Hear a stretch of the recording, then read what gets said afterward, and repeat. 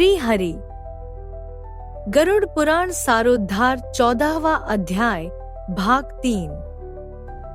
मनु, दिलीप, मांधाता, सगर, भगीरथ, अम्बरीश, अनर्ण्य, मुचुकुंद, निमि, पृथु, ययाति, नहुष, पुरु, दुष्यंत, शिवी, नल, भरत, शंतनु, पांडु तथा सहस्त्रार्जुन ये यशस्वी पुण्यात्मा राजर्षि और बहुत से प्रख्यात राजा बहुत से अश्वमेध यज्ञों का अनुष्ठान करने के फलस्वरूप धर्मराज के सभासद हुए हैं। धर्मराज की सभा में धर्म की ही प्रवृत्ति होती है, न वहाँ पक्षपात है, न झूठ बोला जाता है और न किसी का किसी के प्रति मात्सर्य भाव रहता है। सभी सभासद शास्त्रविद और सभी धर्मपरायण हैं। वे सदा उस सभा में वैवस्वत यम की उपासना करते हैं। हे तार्थ्य, महात्मा धर्मराज की वह सभा इस प्रकार की है। जो पापात्मा पुरुष दक्षिण द्वार से वहां जाते हैं वे उस सभा को नहीं देख पाते। धर्मराज के पुर में जाने के लिए 4 मार्ग हैं। पापियों के गमन के लिए जो मार्ग है उसके विषय में मैंने तुमसे पहले ही कह दिया। पूर्व आदि तीनों मार्गों से जो धर्मराज के मंदिर में जाते हैं वे सुकृति पुण्यात्मा होते हैं और अपने पुण्य कर्मों के बल से वहां जाते हैं। उनके विषय में सुनो। उन मार्गों में जो पहला पूर्व मार्ग है वह सभी प्रकार की सामग्रियों से समन्वित है और पारिजात वृक्ष की छाया से आच्छादित तथा रत्नमंडित है।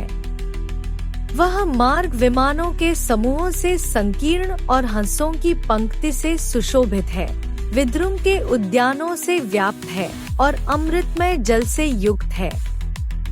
उस मार्ग से पुण्यात्मा ब्रह्मर्षि और अम्लांतरात्मा राजर्षि, अप्सरागण, गंधर्व, विद्याधर, वासुकी आदि महान नाग जाते हैं।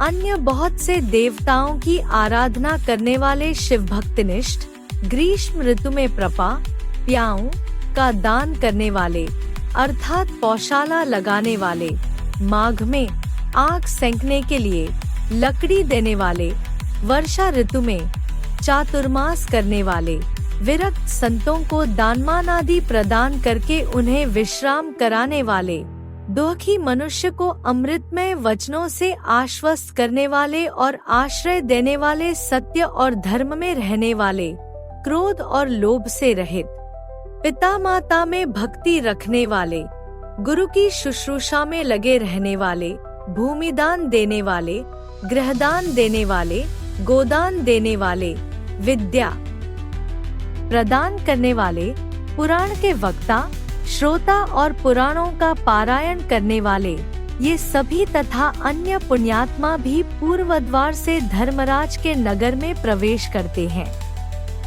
वे सभी सुशील और शुद्ध बुद्धि वाले धर्मराज की सभा में जाते हैं। धर्मराज के नगर में जाने के लिए दूसरा उत्तर मार्ग है जो सैकड़ों विशाल रथों से तथा शिविका आदि नरयानों से परिपूर्ण है।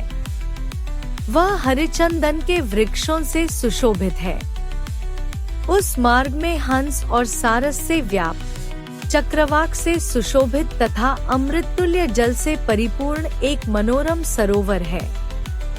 इस मार्ग से वैदिक अभ्यागतों की पूजा करने वाले, दुर्गा और सूर्य के भक्त, पर्वों पर तीर्थ स्नान करने वाले, धर्म संग्राम में अथवा अनशन करके मृत्यु प्राप्त करने वाले, वाराणसी में, गौशाला में अथवा तीर्थजल में विधिवत प्राण त्याग करने वाले ब्राह्मणों अथवा अपने स्वामी के कार्य से तथा तीर्थ क्षेत्र में मरने वाले और जो देव प्रतिमा आदि के विध्वंस होने से बचाने के प्रयास में प्राण त्याग करने वाले हैं, योगाभ्यास से प्राण त्यागने वाले हैं, सत्पात्रों की पूजा करने वाले हैं तथा नित्य महादान देने वाले हैं।